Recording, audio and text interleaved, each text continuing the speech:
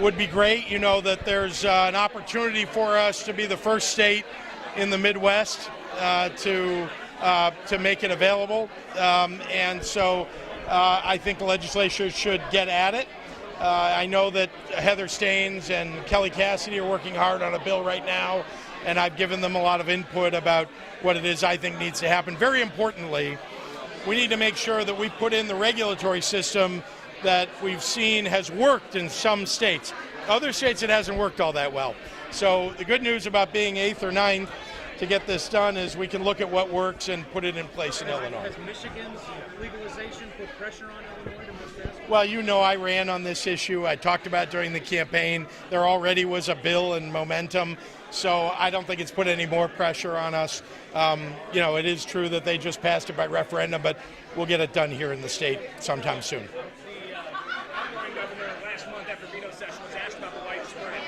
About what? I'm sorry. About the widespread between you and himself. And he said that he's very scared. He's frightened for Illinois. What's your reaction? Well, I think, first of all, the voters got out to vote and they spoke about what direction they'd like to see the state go. And I'm very proud of the campaign that we ran on the issues. And I think that, as I say, Illinoisans deserve a raise, and I think they voted for me because they know that I'm going to help create jobs. I think they voted for me because they believe that everybody should have health care, and I think they voted for me because they know that we've got to make college affordable in this state and stand up for civil rights and so many other issues that we talked about during the course of the campaign. So I'm, very pleased. I think most people in the state are very pleased about the new direction that we're going, and I'm happy to say that that Governor Rauner's administration is working well in transition with our transition committee to make sure that there's a smooth transition between his government and ours. Are you sure that you're going to just do one speech instead of a State of the State on a budget address, or have you decided that yet? Well, there are three opportunities, I guess, as I understand. There, of course, is the inauguration, the State of the State, and then the budget address. At the moment, it's unclear about whether we're going to combine the budget address and a State of the State address. Certainly, I'll give an inaugural address. But so at least two of those, possibly three. It kind of depends on how much we need to convey during that 1 month period. And the Chicago Tribune today, your favorite paper, editorialized pretty strongly for that private school funding through the scholarship, and you have said that you wanted to immediately get rid of it. And they're talking about people in the city of Chicago who don't need that to go to private schools like people of more means. Are you sticking to that, get rid of that, and what can you do for those other students who can't afford or who don't want to go to public school? Well, you know that the principle here is that it's that money that could go to public education is being diverted to these tax credits. Remember that people who are providing the dollars, the private givers, already were getting a 40% benefit for the dollars that they were given by the federal government. So these tax credits are an extension of the benefit that wealthy people get when they give. My view is that rather than extending that benefit, it would be better to put those dollars into public schools. So that's what the principle is. In terms of the immediate effect, we certainly don't want to displace kids that are taking advantage today. There is, as you know, a sunset provision for that law. We want to make sure that those kids are not ill-affected in any way. But it is true that I think that if we're going to fund public education, I'd rather the dollars went there and not to these private tax credits. So you want to give Illinois a raise? It's been reported that you're considering giving tax credits to smaller businesses to offset the higher overhead they would have there. Why are tax credits okay in that scenario? Well, there are lots of tax credits that are okay if they spur opportunity for people in the state or they expand our economic growth prospects. The issue is not just tax credits. The issue here is we want to raise the minimum wage, and I think some people in the media have not understood that when you raise the minimum wage to $15, that it would occur over time. It's never been something you snap your fingers and you go from $8.25 to $15 overnight.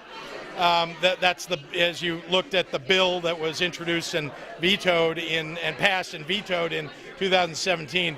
that it was phased in over time. I believe that small businesses are more affected by raising the minimum wage than larger businesses. And so we should look at how we can alleviate some of the burden on small business, not by lowering wages or having a different wage for those small businesses, but by providing them some other benefit. So one of those possible benefits, and I'm not committed to which one of the benefits that we might look at, but one of them certainly could be a tax credit for small businesses to offset some of the challenge of providing a higher wage. If I could follow up, there's been recent reporting that several coal ash pits have been seeping toxic chemicals and pollution into groundwater, including here in Springfield. I wonder, do you think the current state EPA, Illinois EPA, is doing enough to regulate coal companies? And what message will your new appointed director send? Should they clean up shop or shut down? What needs to happen? Well, I want to, short of responding directly to what's going on here in Springfield, I want to address the problem of the EPA. Putting a lobbyist for polluters in charge of the EPA, I don't think is a good idea. And if you look at the EPA, so many positions haven't been filled in the EPA, and the result is that the regulations really aren't, the ones that are in place aren't being enforced properly. So in general, we've got a lot of work to do with the environment and with the EPA and the state, and we'll certainly be addressing issues like this to make sure we're protecting groundwater and protecting people's drinking water. Will your director strengthen the regulations that are in place and increase them? We're still looking at it. Congress just released new numbers showing that Illinois' pension debt is further in the hole by like $4 billion. I looked at some of the numbers they provided, and the employee versus taxpayer share is like 1 in 5 on average. And by 2045, it's going to be almost $19.1 billion the state's taxpayers are going to put in versus like $2.5 billion the employees are going to put in. How do we fix this? That's nowhere found in the private sector. Well, we're going to be introducing a balanced budget, as you know, in February. And as a part of that, of course, we'll be addressing, certainly in the near term, and then looking at the longer term challenge of the pension system. What's most important to me is the principle that people who've been promised a pension should get the pension that they've been promised. So that's the principle we're going to go by. But there's no doubt that we've got to address the challenge in the budget of an increasing share of the budget going to pensions. As you know, during the campaign, I talked a lot about the fact that if we could level out the payments and increase the amount that we're putting in early, that would help us deal with the long-term challenge of our pension system. That's one of a number of proposals that we're looking at here in transition, and we're going to be addressing during the course of our administration. Should employees put in more, though? Is that part of our negotiations moving forward with AFSCME, for instance, or unions in general? Again, we certainly are going to have to go negotiate with the AFSCME, but let's just say we're looking at all the options here, because there's no doubt we cannot move forward for a long time in the state until we get our arms around how we're going to manage this increasing amount of the budget that's going into the pensions. But believe me, I am focused on some of these hard things that I think we've got to get past in the state, and so that's why we brought together some of the best people in the state on our budget committee as well as in our economic growth committee. Got time for one more. IDOT said last week he thinks, now that he's saying this, but after the election, we're going to have to raise the gas tax and probably license plate fees in order to fund the capital plan. Is your mind zeroing in on any particular way to raise money for a capital plan? The answer is there are, as you know, we talked about all the options that are available to us. We haven't eliminated any of those options at the moment, but I am committed to getting an infrastructure and capital plan, transportation plan in place as soon as we can. And I'm working with Republicans already and Democrats and we've got an infrastructure committee led by not only our chair who chairs our transition effort, but also by the chairs of that committee. So we're working together. It's got to be a bipartisan effort, and I think we'll get there. Thanks, guys. One more? Well, yeah, go ahead. Go ahead. Have a formal role in your administration yet? I mean, that's different from what we've seen in the past, or chairing the rural affairs council, rivers, that sort of thing? How is that going to play out? Well, I'm right here. Fair enough. We have already announced a new Office of Criminal Justice Reform and Economic Opportunities. So looking at my portfolio, including looking at criminal justice reform, but also tying that to economic opportunity, because that's one of the reasons, a lack of economic opportunity is why so many people end up in the criminal justice system.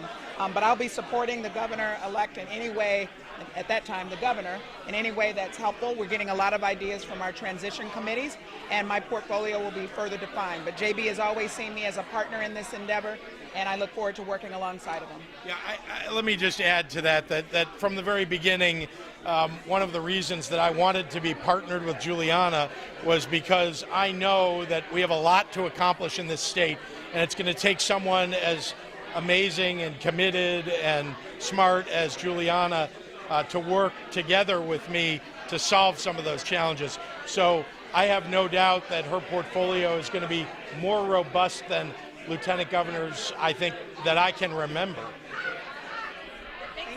Thank you. Good to see you. Thank you for watching the Illinois Channel. You may also wish to follow us online, where you are free to make comments or program suggestions.